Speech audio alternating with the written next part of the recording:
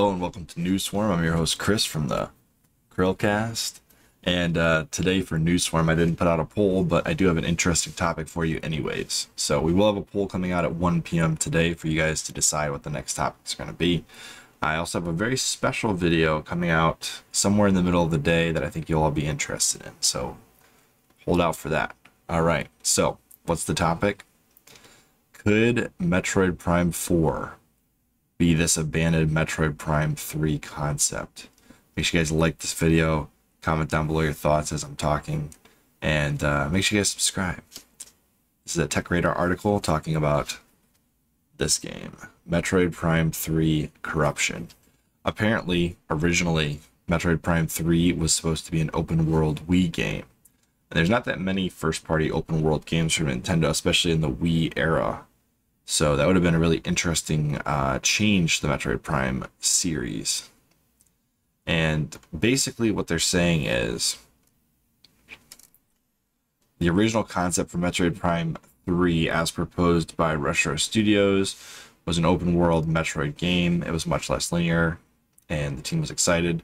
They did not prototype very much. They did build some ships and the open world was much bigger than what Metroid Prime 3 wound up being. So the issue that they ran into was, I think, hardware with the Wii. There weren't very many games that were huge. I mean, Xenoblade Chronicles kind of stands out as one of the biggest Wii games of the entire Wii lineup, especially for first-party games.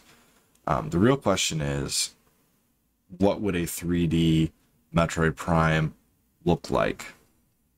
I have some thoughts.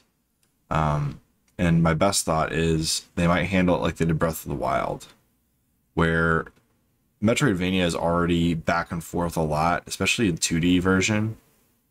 And all of the Metroid Prime games kind of faked being back and forths, despite being more linear. Like your back and forth of the Metroid series was a lot more linear than what it looked like. But some of it, you can kind of hide the back and forths with Metroid in a 3D environment easier because backtracking just feels like exploration. So here's what I'm going to show you guys right now. YouTube, let's pull up the Metroid Prime 3 gameplay.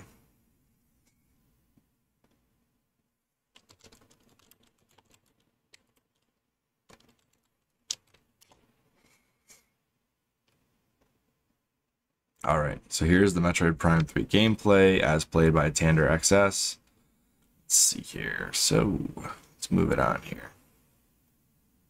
Now the graphics, especially for a Wii game, they look pretty good, and the Wiimote handles this type of gameplay and gunplay pretty well. I think the issue you'd run into with the Wii, like I said before, is hardware limitation. So Retro Studios really got the most out of the hardware that they built stuff with. And I think you sacrifice some of this visual fidelity on the Wii in order to get a much larger sandbox to play in. So I think the choice was made, the right choice was made to limit it to more of a linear style game in a 3D world. And in reality, you know, what you get next is Metroid Other M. So, you know, you get what you pay for, I guess is the right answer here. And in regards to Metroid Prime 3, I think Retro Studios did a fantastic job with the limitations of the Wii building Metroid Prime 3 and the Metroid Prime trilogy. Now, what would an open world Metroid Prime 4 look like? Well, I think we'd be on one of the several planets that Samus is on, potentially multiple planets, and what we might end up seeing is something a la Breath of the Wild, where see that planet, you can go there in your ship. And that's kind of exciting, but at the same time alarming, because that really doesn't hamper Retro Studios' ability to create immersive worlds that Samus can go and explore. And given that, and the crunch that we've seen from the developing team, and then the issues they ran into with the previous developer, I just hope that they don't make the scale so large that it gets bland. We want something that feels Metroid Prime, but also something that is fun and new.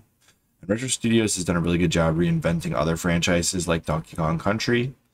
And when they did the original Metroid Prime, those were both great reinventions of a franchise that was already established by Nintendo in the past. So I give them all the credit in the world. I think they could probably pull this off. The question is, what are they going to do? And if they do pull the Breath of the Wild thing off, will they limit us to one planet? Or will they allow Samus to explore other planets in the solar system that she's in? That's my real question. So what do you guys think down below?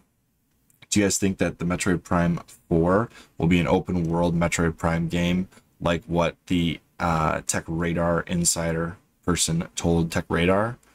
Or do you think that Metroid Prime 4 will stick to the more linear style of Metroid Prime 1, 2, and 3? And then, are you excited about Metroid Dread? Tell me that down below. Love to hear you guys' thoughts on this whole thing. And if you like the way we cover the news, then please consider subscribing and liking this video.